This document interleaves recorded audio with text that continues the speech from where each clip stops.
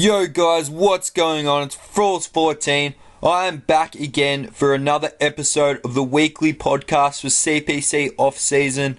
Hope you guys have all enjoyed so far. We're in week 8. We're in the third last week. We're only 2 weeks away from the championship game. The best of the best are going at it. I'm really hyped this week because it's going to go a long way to showing who is going to be in that championship game that has worked so hard for it. So let's not waste any more time. Let's get straight into it, and yeah, let's do this. For the first matchup, we have Techno versus Johnny Risepool. Obviously, Techno lost his first game, Risepool won his first game, so if Risepool wins this, he's looking very good for the championship game, and Techno really needs this or he won't be going through to the championship game, so there's a lot on the line here, so we'll get straight into it.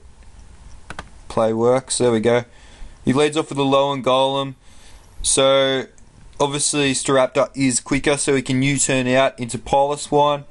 He gets his rocks up Techno, which is really good for him. He switches out into the Celesteela. Piloswine gets the rocks up for Johnny's side, so rocks will play a big part in this game. Goes to the Leech Seed, so Celesteela can't really hit Suicune that hard, but he does switch out into the Heracross. He switches into the Credilli, which is obviously a very good Suicune check. So here, Techno doesn't really have a switch into the Heracross. So Arcanine was with the Rocky Helmet, but it's already been whittled down. And it is faster, so it can outspeed. So even though he did whittle down the Heracross a little bit, it's also the only check for it is down. So it's really worrying signs for Techno early. And the next play reveals a Rocky Helmet Staraptor with Intimidate, which was really cool building from Risepool. Just building to the situation. So he U-turns out again, going to the Piloswine, which it can obviously take a hit from Golem very well, and hit it back with an Earthquake. But he does do a double on him into the Heracross. But Techno is running Magnet Rise, which is really good. But again, he has no Heracross switch in, so Golem just goes down. He can revenge kill it, but he is switching out anyway. The Pursuit was really good play from Techno. And the Quick Attack Staraptor from Risepool, again, was really good building. So he shows why he's been one of the premier players in this tournament. Again, U-turns out with the defensive Staraptor. Has to sack the Heracross, so that's down. But it did a lot of damage to Techno's team. So the Thunderous comes in pretty much. He does a double here into Gengar, predicting Techno to go into the Credilli. So he does another, goes into Celesteela, hits it with a Shadow Ball, does a heck of a lot, 50%, gets a Spadef drop as well. So it's looking very good for Risepool at the moment here. He's got a, I think he goes for another Shadow Ball here, he does, which is doing 40%. He can recover up, so he switches out into the Suicune, where he goes for another recover. So he does Toxic the Credilli. He reveals Curse Credilli, which is really cool. Techno's playing this well, but Risepool's just got the better matchup, I think. He goes into the Gengar, which can just take a Seed Bomb with a crit, but it is disabled. And now Gengar can use Trick, which gives the PP Plant the choice specs. So he is able to kill with a Rock Slide, but the Toxic is whittling it down pretty quickly. Now Suicune comes in. He switches into Como-O. So he reveals Calm Mind, the Crocoon set. Techno reveals the Dragon Dance set, but he is carrying Toxic, so Risepool built really well for this game. He goes into Staraptor just to get the Intimidate off. He uses the Z-Power, which in hindsight he probably wishes he left for another Pokemon, but it was just a pretty good switch from Risepool. Now Suicune can come in, he goes for another D-Dance. He just tries to whittle him down with Scald, as that's all he needs to do right now, because Suicune can take a hit, even from an Outrage, because it's so bulky obviously, and then get a little bit of chip damage off with Scald. And then Como-O goes down. So now Credilli is pretty much left to take on the Thunderous and the Piloswine. So the Piloswine comes in, it can take any kind of hit from the Credilli. He goes for an Earthquake.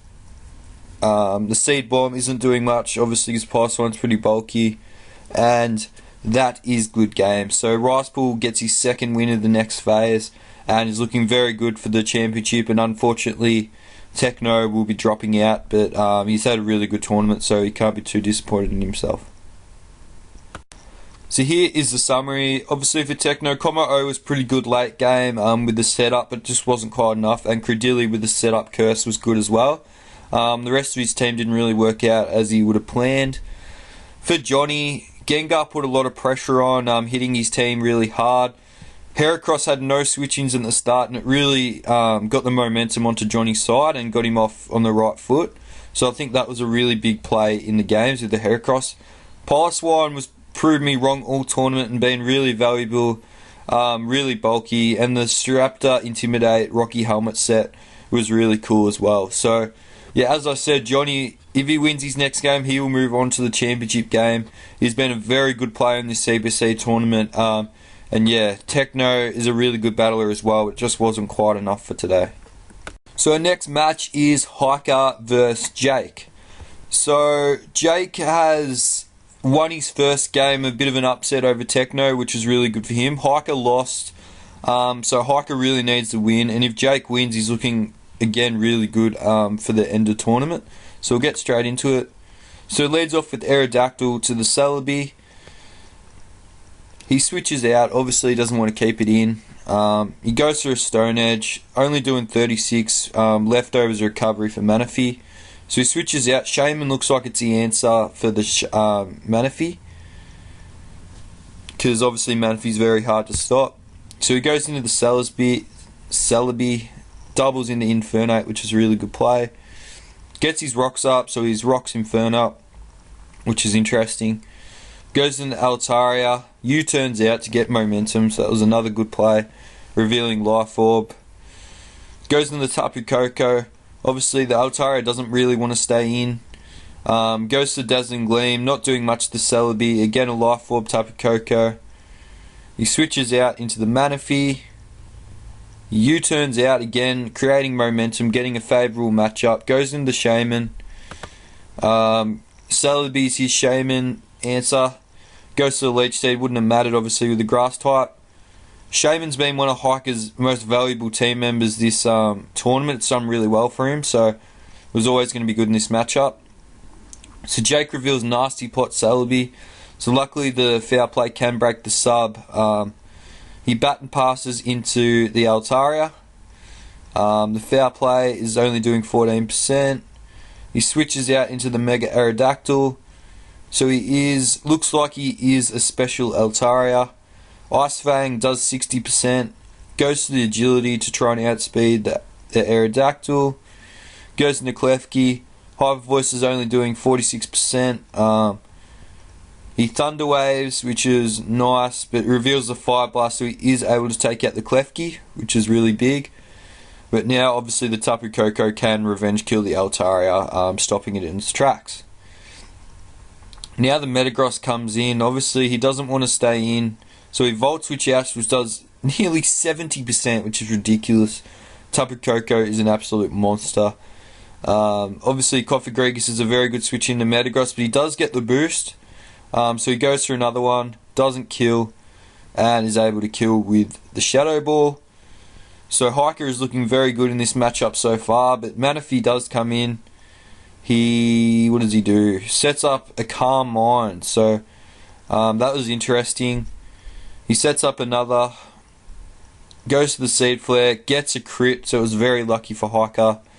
So he can go into his Celebi now. Goes in the Tapu Koko, which isn't really known for taking hits, but he Hidden Power Ices, I'd say that is, and goes through Nasty Plot. I don't know why he did that. U-turns out, pretty safe play. If he went for the HP Ice, he could have hit the Gliscor, but it didn't really matter, as we know Aerodactyl is carrying Ice Fang, which again, really good building. So this game looks pretty much over now. Goes to the Earthquake just for a bit of chip damage. Does go for the Agility, which is pretty threatening, but can't quite kill with Earthquake. Aerodactyl can't quite kill, but now he can just go into the Shaman and take a hit. Celebi's too low to kind of come in, so the Seed Flare doesn't kill, leaves it on 1%, but obviously Celebi can't kill. Just sets up a light screen to, but the game's pretty much over now, so yeah, that is good game. He goes through an agility because, yeah, it doesn't matter, he's lost anyway. And yeah, that's a good game. So Hiker gets a massive win for him, keeps his tournament hopes alive. Pretty disappointing for Jake. I don't think he played his best match, but yeah, congrats to Hiker for the win. Here's the summary, obviously for Jake. Mega Altaria with the bat and pass got 1 kill, Porygon got 1 kill. Yeah, his team didn't quite work out for him. For Hiker, the Ice Fang Aerodactyl was really nice. Tapu Koko is always good as a revenge killer and U-turn, Volt turn kind of thing. Shaman with 3 kills. I'd be interested to see how many kills that thing has got for the tournament because it's been absolutely massive. Really shown its worth.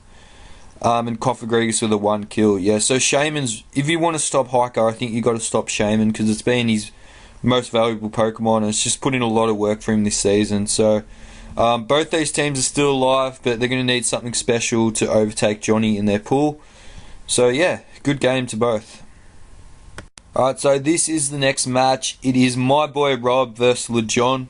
I was really thinking Rob was going to win this game. He went 6-0 in the pool stage. Lost his first game, which was unfortunate.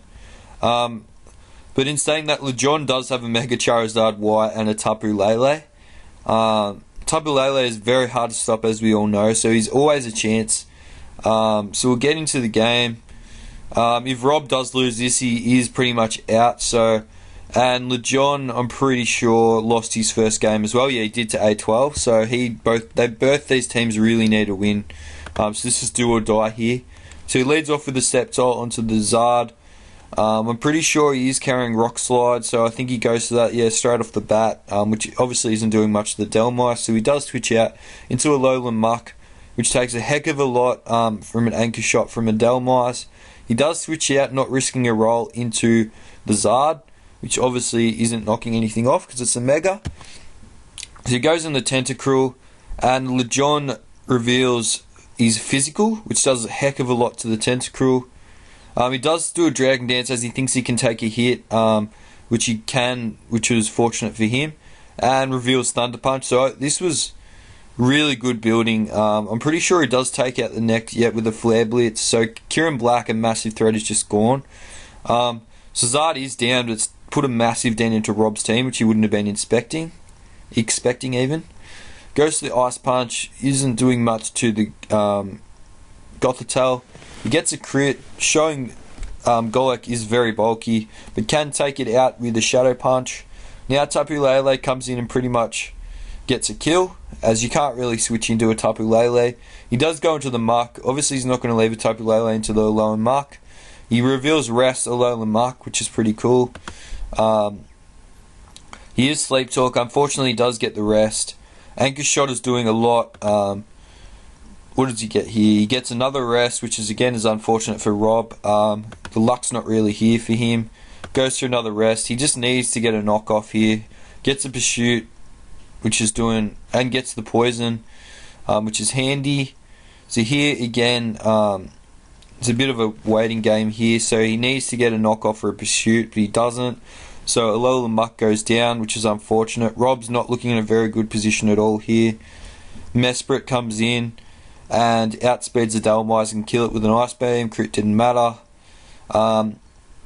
Obviously here, he goes through Nature's Madness, which was a good play, not knowing Mesprit's bulk. So here, he goes through another one, so it definitely puts it in range now. Ice Beam just isn't doing enough to the Tapu Lele.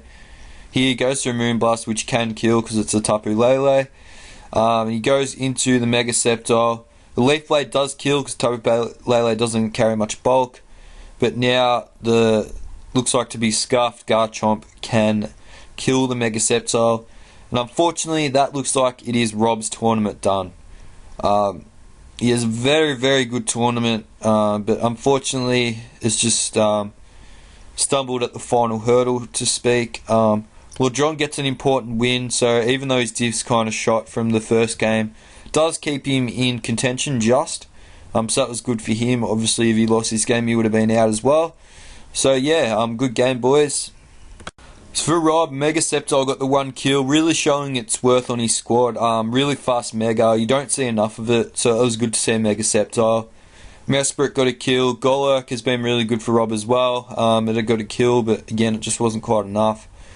For Lejon at the start, I said obviously any team with Mega Charizard Y and Tapu Lele are going to be a threat. Both getting 2 kills because they're very hard to stop. And obviously, in my eyes, physical Zard Y was the difference in the game. It just put a massive dent into Rob's team and kind of threw him off. And Delmires was good to take down the Alolan Mark and obviously Garchomp at the end with the kill. So yeah, that was just a really good game. A bit of heat from Lejon got him over the line with the physical Zard Y, so that was really good from him. Okay, so this game's a little bit longer. A12 versus Turkey. So obviously, Turkey got the win over Rob last week, which was massive for him, a bit of an upset. And A12 won also. So whoever wins this match is in a really good position to go to the championship game. Just looking at the teams, I thought Turkey was going to find it really hard to kind of break down A12's core. But yeah, I thought it was going to be a good game. So we'll get into it. If play works. There we go, going to Crobat. So he switches into the Mamoswine. A-Type makes a safe play and U-turns out into the Lantern. Obviously the balloon, Mamo is not doing too much to it. Florges is a pretty good switch into the Lantern, so it can just take a Scald. Does get burnt, unfortunately. Again, U-turns out, so he can get the favourable matchup into the Lantern. And Turkey isn't going to risk staying in, or he does, sorry, which was a questionable play, risking a burn with a Scald. He goes into Slowbro, which again can take on the floor just pretty nicely. He does switch out into the Diggersby. So Turkey goes into the Ferrothorn. He does reveal Flamethrower. It's a really good building, really unlucky to not take out the Ferrothorn. Does miss the Toxic, which sucked for Turkey.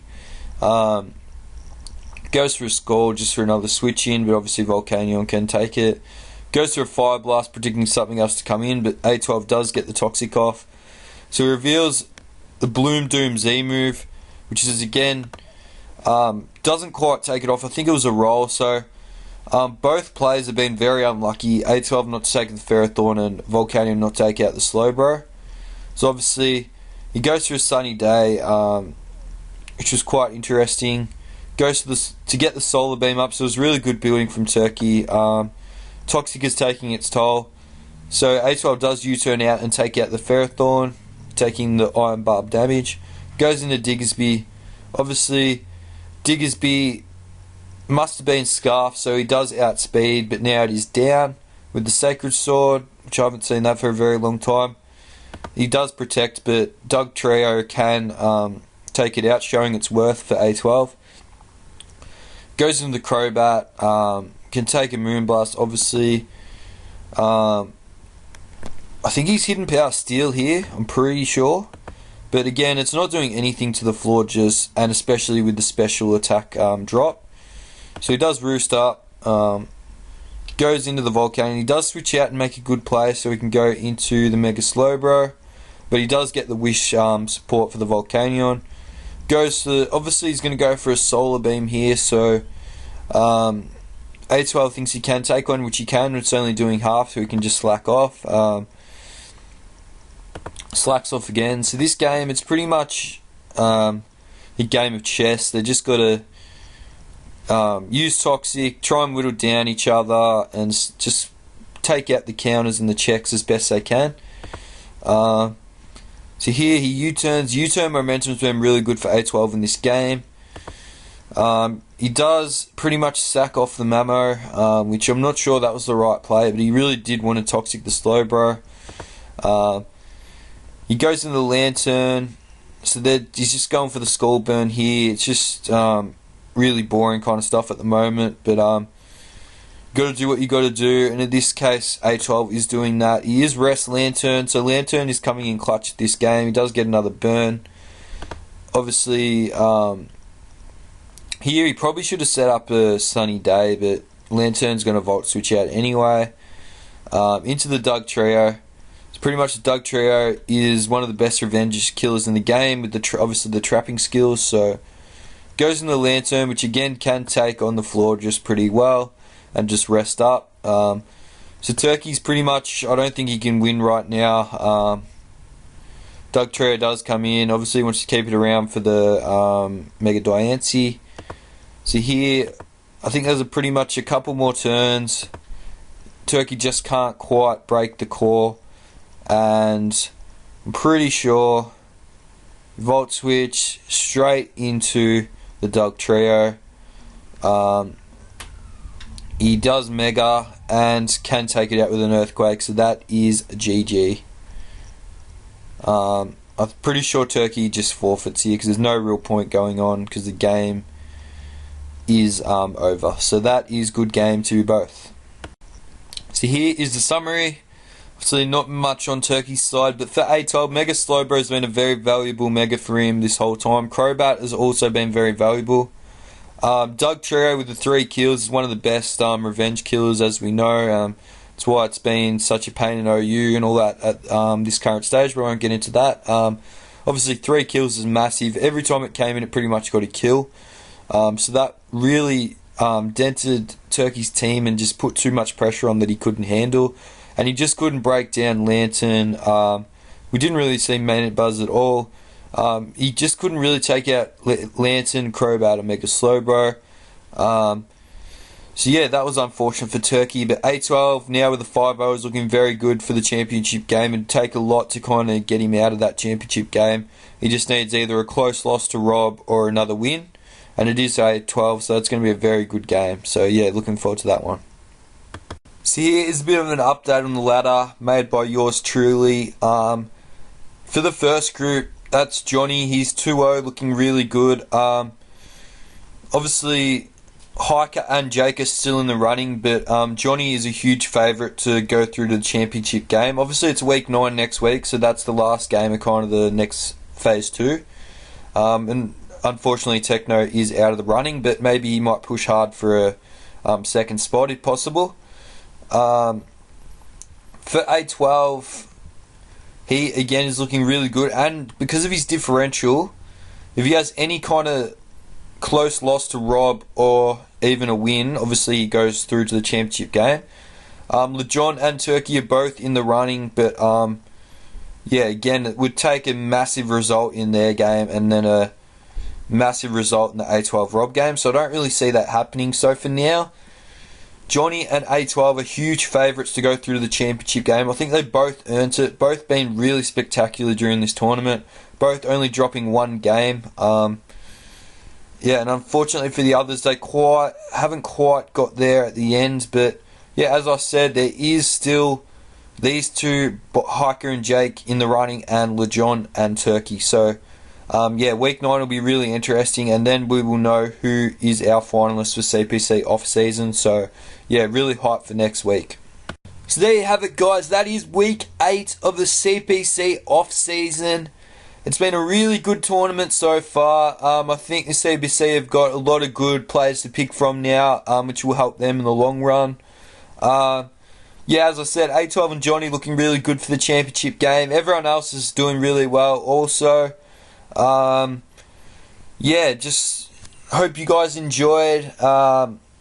Only 4 games to get through, so I can kind of analyse them a bit more, which is good. And the videos are a bit shorter, which again, no one really wants massive, long, boring videos. So, yeah, peace out, guys. Have a good one, and I'll see you next week.